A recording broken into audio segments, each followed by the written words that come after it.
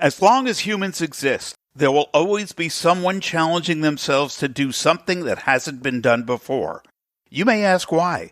That person may answer, why not? Torbjorn Pedersen endeavored to visit every country in the world, spending at least 24 hours in each. And to make it more challenging, he decided to do it without flying. He left his native Denmark in October of 2013 and returned home in July of 2023, nearly a decade later. To say there were challenges would be putting it mildly. There wasn't much appreciation for what I was doing for the first many years that I was doing this, so I felt like going home. So it's been a struggle pushing forward. And when the pandemic broke out, 9 countries before the finish line, there was good reason to give up. His story is truly once upon a saga. I'm Steve Fisher, and this is Lifeslices. Torbjorn Pedersen. Great name. Where are you located and who are you? I'm currently located in Copenhagen in Denmark, and I am the first in history to reach every country in the world completely without flying. I can't imagine you walking across the oceans. It was quite an effort, but I have big feet. What gave you the idea to do this? What made you want to go traipse the world without stepping on an airplane? It hadn't been done before. That's the short answer. I felt I grew up in a world where everything had been done. And when I found out this hadn't been done, it was pretty hard to leave it. So you truly are an explorer. I'd say so. I've recently been exploring if it was possible to go to every country in the world completely without flying. And I'm happy to say it was. What did you have to do to prepare for this journey? I had to prepare myself mentally to leave home for a number of years. I thought I'd be able to do it in 4 years or less. It ended up taking nearly a decade. I needed to secure a financial partner for the project. We needed to work out what the overall budget would be for the project. What do you imagine you'd spend across the world as an average? The time management within it, the values of the project, the logistics, the travel route, what kind of bureaucratic challenges you might be able to foresee, especially how would you get to distant island nations in the Pacific or cross between continents that are not connected by land. There were a number of considerations I had to go into. What was I going to pack? What was going on the website? What was going to be the project name? I can't imagine packing. I have enough trouble packing for a weekend away. So what do you... You and my wife. What do you pack for a journey like that?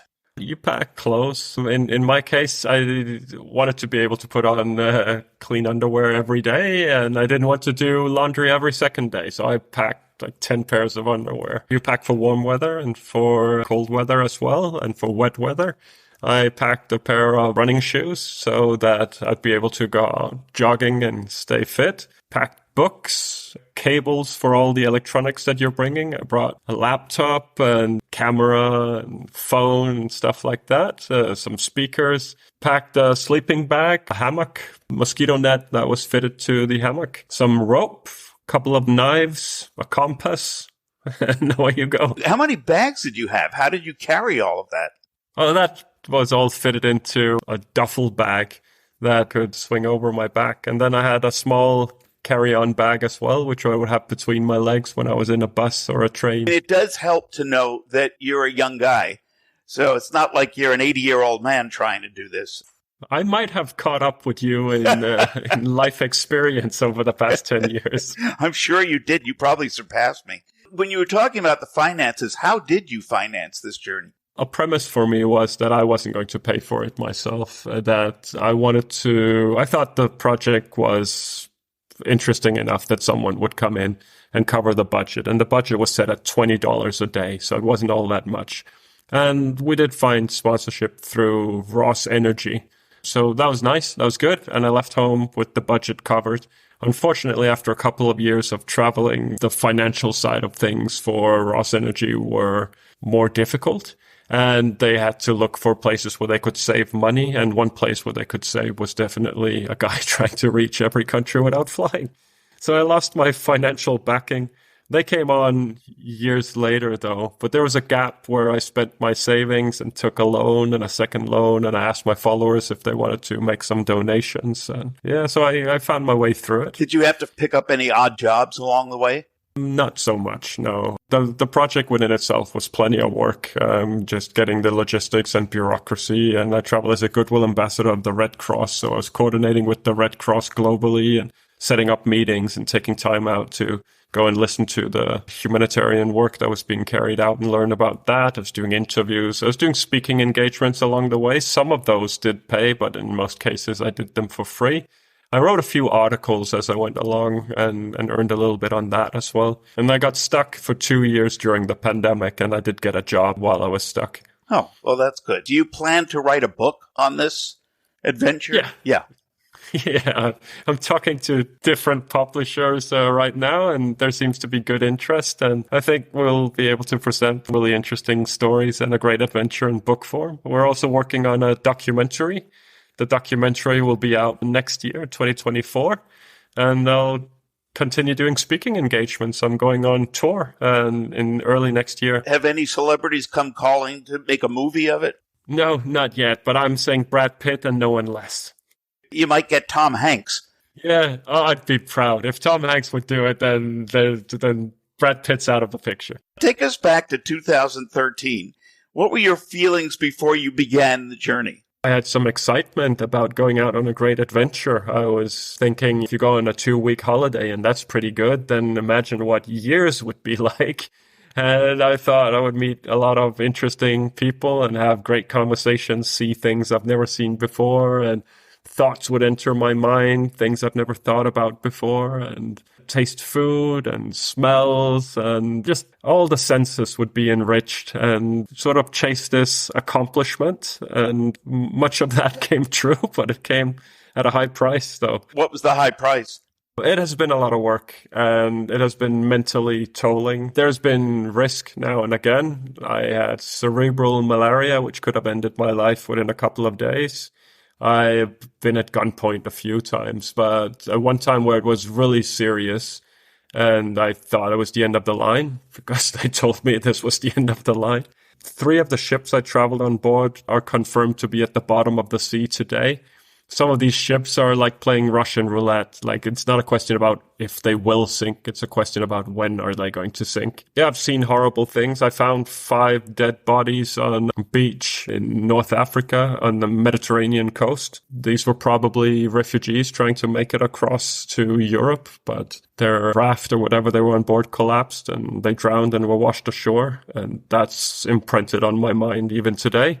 And then I'd say 2 years was more than enough. And after 2 years, I was ready to go home. I didn't want to push anymore. There was a lot of uphill battles in terms of logistics and bureaucracy, especially getting visas and invitation letters. And there wasn't much appreciation for what I was doing for the first many years that I was doing this. So I felt like going home. So it's been a struggle pushing forward. And when the pandemic broke out, 9 countries before the finish line, there was good reason to give up. But you didn't. You stuck it out. According to your webpage, you visited, 203 nations, but there aren't that many nations that exist in the world. So how to explain that? That's up for debate. So the Olympics usually have 206 nations competing against each other. So I'm 3 short. Well, how does that work? I mean, what is the UN counting? I think the UN would be seen as the bare minimum. There's a process to become a United Nations member, and there's a fee to be paid for. And a country like Tuvalu wanted to be UN long before they became UN, but they couldn't pay the entry fee. So that it's like a country club. It's very much a country club. Then you have your odd countries where you go, well, what about Kosovo? More than 100 United Nations countries recognize Kosovo as a country, and yet Kosovo is not a part of that club. Then you have Greenland and Faroe Islands, and you have Scotland and Northern Ireland and Wales. You have Taiwan, you have Western Sahara. You can point at different parts of the world and ask, is this a country? Is it not a country? And then you can ask yourself, what is a country? What makes up a country? Does a country need to have an army? No, there are plenty of countries that do not have their own military. Do they need to have their own currency? No, there are plenty of countries that are using other nations' currency. So what really makes up a country? Which is the currency that you encountered the most? Euro. The euro. even more so than the dollar. Well, there are more countries using euro on a day-to-day basis than there are countries using the dollar. But the dollar is a global currency. So I traveled with euro and I traveled with dollar in my pocket in case I can always get by if you have that. And I've been to countries where they wouldn't accept dollars. Yeah, that was surprised as well. Which countries didn't accept the dollar?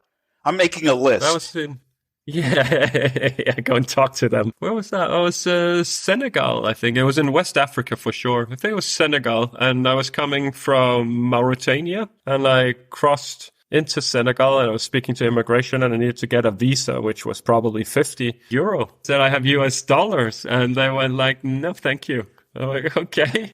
And I said, I have euro. And they say, oh, we'll take that. I think there are parts of this country, the U.S., that don't accept the dollar either. Yeah, they just want gold. You said you vowed to spend at least 24 hours in each country. Which countries did you want to leave as quickly as possible? And in which countries did you want to spend as much time as possible? I was very happy to leave the Vatican after 24 hours. Really? There was, what are you going to do for 24 hours in the Vatican? Well, yeah, I mean, there's only so much you can pray.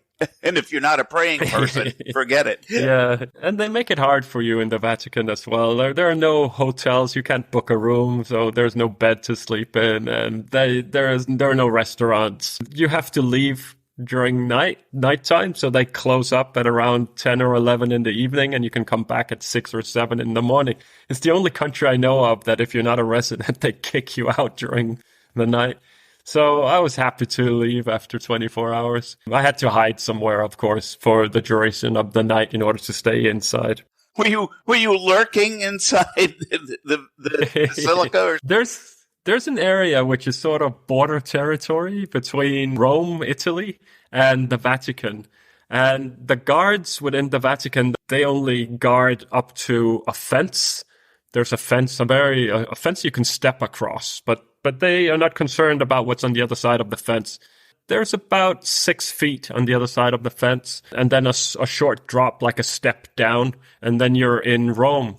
So those 6 feet are the Vatican as well, but the guards are not concerned with that. And homeless people work that out so that the police inside Rome cannot bother them if they're within those 6 feet, because it's the Vatican. The Vatican doesn't care about those 6 feet because it's on the other side of the fence. So I just slept in the same area as the homeless people. Well, that's one way to make friends. Which countries presented the biggest challenges to you, both as far as safety and just in living style?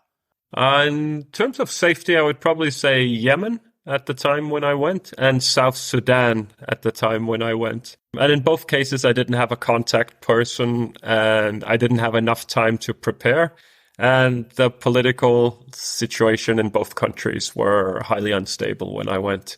So I was not doing much more than 24 hours and then out. There were a number of other countries as well, which were, I didn't spend a lot of time, like Afghanistan, Syria, Somalia, Central African Republic would be one. Libya would be one as well. These are great countries, to be honest. These are historical and culturally impressive countries. These are countries that have history that goes back thousands of years. Several of these countries have cave paintings that are 10,000 years old. These are really interesting countries, and people are nice, and food's good, and there's the fauna and the flora is impressive, but they are politically unstable, and several of these countries have armed conflict in certain parts of them. These are large countries as well, so it's not to say that there's armed conflict everywhere, but there's no safety net. That's another way to say it. You go there, if you fall for some reason, you hit the bottom. In safer countries, there's a safety net. These weren't necessarily the hard countries to get inside. In some cases, they were. But the hard countries would be Equatorial Guinea, because I'm not American. As American, you go visa-free. I think you're the only nation. Everyone else has to get a visa, and they're hard to get. And then there was Saudi Arabia. At the time when I went to Saudi Arabia, they were within their 40-year stretch of not issuing tourist visas. Oh. So I think they started issuing tourist visas a year or two after I went. So bad timing on my part. I spent about 7 months trying to go to Saudi Arabia before I succeeded. I spent about 4 months trying to enter Equatorial Guinea before I succeeded. And I spent about 2 years getting into Palau, which otherwise would be one of the more open nations in the world, but we had a global pandemic and that made it really hard. Oh, well, yeah, I'm sure the pandemic did not. Did you happen to notice, were you able to tell during the pandemic if certain countries handled it better than other countries? Oh, yeah, absolutely. Absolutely. I think that was quite easy to see. The wealthy countries bought up all the vaccines, so they were doing a lot better than other countries. Wealthy countries generally also have people spread out a little bit more, and people have their own apartments and their own cars, and they're living more isolated than in certain other countries with huge marketplaces or slum areas and so on. So yeah, the countries that were already financially better off in society, they did far better than the less fortunate countries, you can say. And even to this day, I follow the Red Cross on social media of pretty much every country in the world, and I see which updates they come with. And there are a number of countries that are still waiting for vaccines, and maybe they don't have enough vaccines, and they're trying to convince the population to get vaccinated, and they're still fighting a virus that the rest of us sort of put behind us. You say that, but there are large sections of the U.S. or large parts of the U.S. population that believe that vaccines are evil and do more damage than they help. Is that a kind of mindset that is carried over in other parts of the world? Yeah, there are always. Some people think the planet is flat. Some people are not willing to listen to science. Wait, the planet's not flat? No, I'm the one person who can guarantee you. I feel better. I know. I don't want to ridicule people who are worried about vaccines or worried about having something shot into their arm that they're not fully in control of, or they don't know exactly what it is. But the same people, they push a cell phone towards their temple every day, and they don't quite know what that does. There are so many things that we're not skeptical about. I do find that a well-proven, well-documented, and well-produced vaccine, that should not be the one thing we should be skeptical about. There's so many other things that you could jump on top of. I'm of the ilk that every time they announce a new vaccine, I'm first in line. Give it to me! Give it to me! Yeah, I'm over-vaccinated. I went and saw a doctor in, I think that was New Zealand. I was trying to get a vaccine that I thought I needed. And he went through my record and he got upset with me. He said I was pretty much over-vaccinated. Well, then you're healthy. You can't get anything. Yeah, maybe I won't get very old. I don't know. One or the other. Did you have a chance to experience healthcare in different countries? You said you went to a doctor in New Zealand. Was there anything about the world's healthcare in general, is from country to country, that impressed you or surprised you? No, not that surprised me as such. I think I've been positively surprised a few times where healthcare was free, or there was no waiting and it was free. Like, hang on.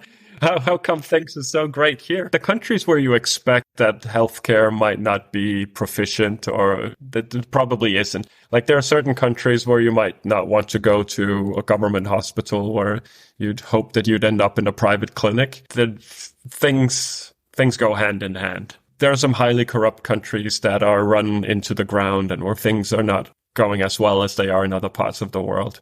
And it's just a sad reality of the planet that we live on. And then other countries, it's super efficient. I was stuck in Hong Kong for 2 years during the pandemic. It's an unbelievably efficient country. When I was in Egypt, I needed to get a couple of boosters for I got a yellow fever or something like this. I went to a clinic and it was 1/10 of the price of what it cost in Denmark. And it was produced in France. Hang on a second, why am I paying so much for it in Denmark? I went to a clinic in Kenya. I collapsed at one point and we weren't sure what it was. And I went to a clinic and they saw me. I was super professional and they gave me a head to toes, sort of like tested everything, and came back and told me I was overworked and it was stress and I should calm down a little bit. I had cerebral malaria in Ghana and I went to a clinic and they were super professional and used to malaria. And it's a common thing and they're used to treating it and dealing with it. So I felt if I came back home with malaria, they wouldn't know what to do. probably get, I don't know. I don't know what they would do in Denmark. We don't have malaria where I come from. So if you get a disease or a sickness, you're better off getting treated where it's common. They know what they're doing. So with the COVID vaccines in Hong Kong, they were free, obviously, and they're so good with queues that people will line up and you can't see the end of the queue. And you'll go like, it's never going to be my turn. I'll be standing here all day. I'll have to come back tomorrow. But they're so good with that stuff. They have 7.5 million people living on a pretty tiny space. And they worked it out long ago. So it just moves fast, really fast forward. And eventually I got my vaccine quite quickly, actually, and got a vaccine diploma or certificate. And then it was the second vaccine, and then it was the third vaccine. And then I left Hong Kong.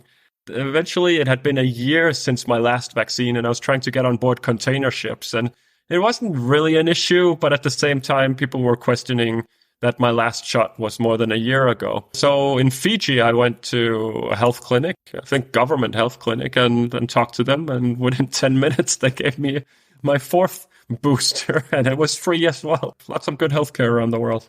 Were you able to experience any entertainment from country to country? I've been to weddings. That was pretty good entertainment. Did you crash, or did you just meet people who invited you? I met people who invited me. I went to a wedding in Sierra Leone during the Ebola epidemic. That was interesting and good fun, a story full of love and good food and dancing. And I was invited to a wedding in Sudan. That was a spectacle. There was 1,000 people there. There was one of these TV cranes with a video camera fitted on it, and it filmed everyone coming inside this massive tent. You came inside the tent and there were flat screens all the way around inside the tent, and you could see highlights from the wedding. There was constantly 300 people on the dance floor. There was plenty of good food. It was traditional music for the first few hours, and then it switched to like modern pop and just people having a ball. I think around 11 o'clock in the evening, all the men had to leave, and then it was just for the women. That was the end of the wedding for the men. Then you went out and had you don't drink alcohol in Sudan, so you'd have tea or coffee and smoke water pipe and just chill and talk and congratulate everyone. Yeah, it was brilliant. It was beautiful. Was even the groom there? Yeah, the groom got sent out as well. That's foreboding for the marriage. You can leave the room now. Thank you very much. Yeah. Speaking of marriage, you weren't married when you started this trip, were you? No, I was not. I got engaged and married twice to the same woman throughout all of this. How does that work? Why did you get married twice? You wanted to make sure the first time stuck? The first marriage was when I was stuck in Hong Kong, and Hong Kong was very closed down. My fiance could not come and visit me in Hong Kong. We were separated for about a year and a half until we learned that in Utah, there's an agency where they wed people online. And if we were married, and also if I was a resident in Hong Kong, then I could apply for a special visa, and then she would be able to come and quarantine at a hotel, and then we could be together. So we got married online, sort of through Zoom, something similar to Zoom. Yeah. Due to the time difference, she got married on December 19th, and I got on the 20th. And we got official paperwork out of Utah, like some really, like it looked like Christopher Columbus might have sailed around with it. It looked real good. We forwarded that to the authorities in Hong Kong with a lot of other paperwork. They love paperwork and stamps in Hong Kong. And it was quite a process, a lot of red tape, but eventually I got the visa for her. I also became a resident in Hong Kong, and she came to see me. So I would imagine, since we're married in Utah, that's probably valid across the USA, right? It has to be. If it's in Utah, it's got to be valid across. I don't know. Have you ever right? been to Utah? I imagine, right? And then given that it's valid in Hong Kong, I figure it might be valid in all of China as well. So China and the US accepts our marriage, but Denmark looks at it and says you cannot get married online. That's not a real thing. So we're not married in Denmark, and we're not married in most countries around the world.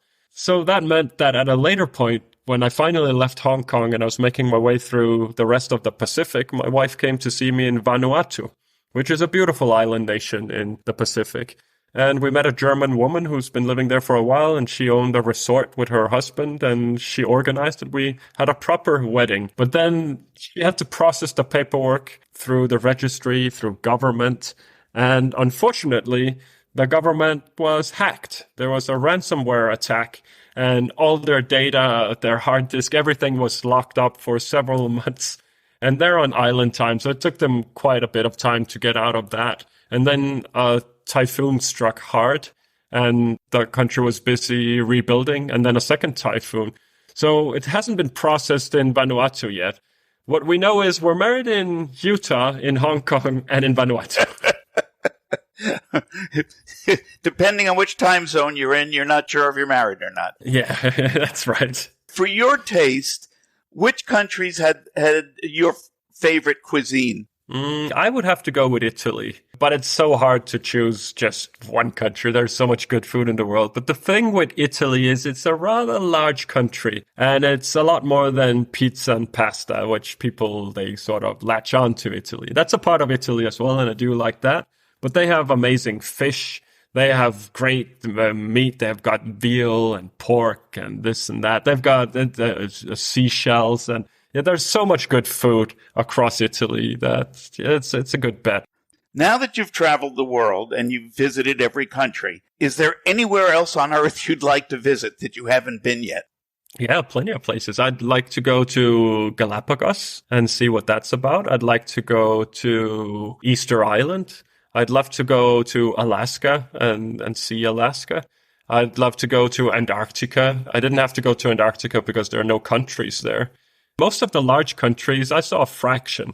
I saw a fraction of most countries in general. It becomes very clear when you go to huge countries like Canada, the US, Brazil, Russia, China, Algeria, South Africa, Nigeria, and so on, Saudi Arabia. There are some massive countries, and they're not made for a journey to every country in the world without flying. Like you go to them a little bit too quickly. You chose as your mantra, a stranger is a friend you've never met before. Can you say now you have a friend in every country in the world? I don't know if anyone is waiting for me in the Vatican. Back to the Vatican. Yeah, I'd say most countries. North Korea is a hard sale as well. I'm not sure that, I didn't make any friends in North Korea. You don't really engage with the population when you visit North Korea. I spent 5 days there, and you see a lot of stuff, and you talk to the guides, and you talk to some students at a select school of super students and that kind of stuff. It's an interesting country, and North Korea is a lot more than what people give it credit for. It's not as crazy, but they have a special framework for sure. But they still have beaches, they have mountains, they've got waterfalls, and people are just people. But I don't think I have any friends in North Korea. I have to go back to make some. If you were told tomorrow that you couldn't live in Denmark anymore, which country would you choose? I'd choose Iceland. Iceland? What is it about Iceland that you like so much? There were no people in Iceland until roughly 1,000 years ago, and the first to come and inhabit Iceland were Vikings. And I'm from Denmark, which is one of the Nordic countries, and we used to have Viking culture. So they sort of have it a little strong up there still today. They can follow their ancestry. It's a pretty big island, Iceland. It's about 3 times the size of my country. I come from a small country though, but it's large in that capacity. It's a small population, so you get village mentality, which I like. I tend to like village mentality, that people are kinder and it's easier to strike up a conversation. It's a modern society, so you'd get the newest movies, the newest gadgets and technology and all that stuff immediately. It's a highly sustainable country. They've got geothermal energy, and they've got rivers and turbines that are powering pretty much all their electricity. There's plenty of adventure. They have volcanoes, and you can go skiing, and it's 2 different continental plates that are pulling away from each other, and you can go swimming in between, and they've got geysers, and yeah, it's an amazing place. But the number one thing for me about Iceland isn't all that amazing stuff that they have. It's a mentality. I feel that in Iceland, more than anywhere else I've been, people are willing to accept what's not ordinary. So most of us, we are put on the conveyor belt of life when we get born, and we're told to clean up our room and help our mother and go to school and get good grades and get a job and meet someone and get married and have children, a job and pay your pension and then die quietly, right? If you want to be a pop star or a top athlete or an author or anything that sort of steps out of line, then you're told not to. You're told it's risky. You're told that most people who try do not succeed, and that you should get an education and a job and then have it as a hobby. And then if it works out as a hobby, then maybe you can build upon that and you can go somewhere. It seems to me that in Iceland, they're willing to say, you want to be an author? Okay, I know a publisher. I'll get you in touch with him or her, and then you can write a book. I have a guest room. You can stay at my place. You'll save some money while you write the book, or with sports and with music and with all arts. And there's a lot of leadway in Iceland and a lot of acceptance for people being creative. So my takeaway from our conversation is move to Iceland.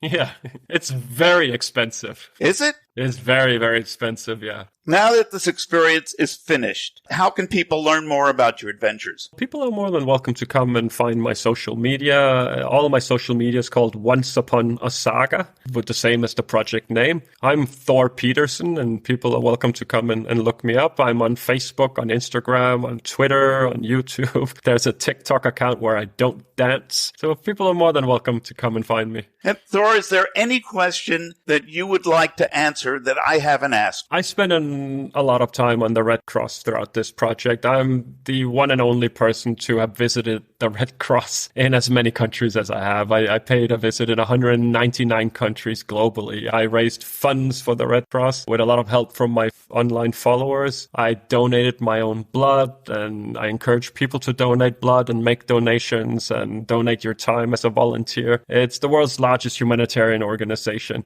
I spent probably a year out of the past decade has been work that I did in promoting the world's largest humanitarian organization, which has its roots in 1863. So it goes back to the olden days.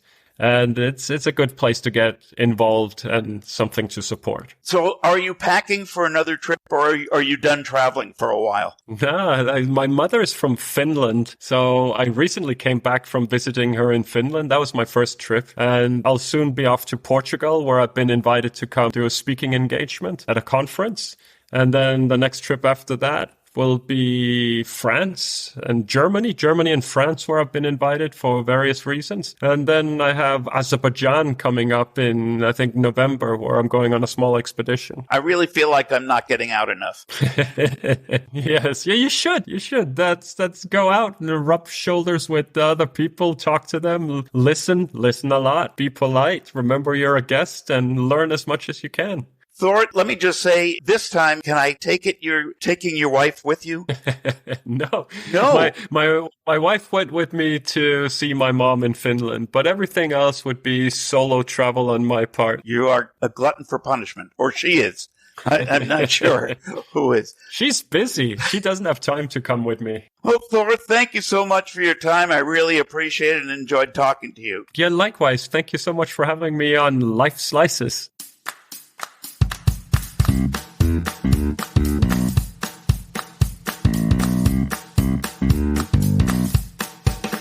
My thanks to Thor Pedersen for telling his story on Lifeslices. Thor wanted to leave a friend behind wherever he went. Most of us may never get the chance to travel to every country in the world, but we can still try to make friends wherever we go. And that might just make a world worth traveling. If you liked this program, please like Lifeslices on social media and subscribe wherever you find podcasts. Lifeslices is produced by Beatnik Ravens Productions, all rights reserved. Music courtesy of Fesleyan Studios.